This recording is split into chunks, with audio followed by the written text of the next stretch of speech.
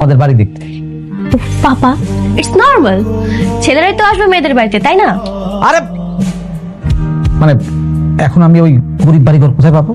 Sir sir আপনি কোনো চিন্তা করবেন না স্যার, আমি বস্তির মধ্যে আপনাদের জন্য একটা ঘর খুঁজে বের করব, আর ওই ঘরটাই হবে আপনাদের জন্য আগামীকালের ঠিকানা।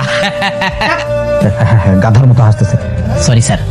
তো মা, তুই কি আরেকবার একটু ভাববি? মানে আমি ভাবছিলাম যে মানে এত কিছু করে, এত নাটক করে বিয়ে করাটা কি খুব জরুরি? পাপা, আমার কাছে তো মজাই লাগছে।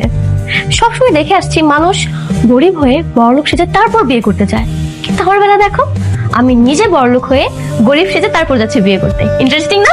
রে ম্যাডাম, আমি আমি আমি আমি আপনার সাথে একমত। হ্যাঁ, তোমার কি একমত হবাই? তো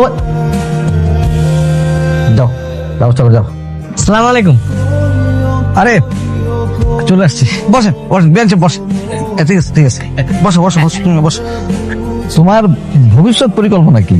ভবিষ্যৎ পরিকল্পনা আসলে আমার গ্রাজুয়েশন কমপ্লিট হয়ে গেছে, সার্টিফিকেট এখনো পাইনি, পাইলে একটা চাকরি হয়ে যাবে। আসলে আমার রেজাল্ট ভালো, তো ভালো একটা চাকরি পেতে সমস্যা হবে না।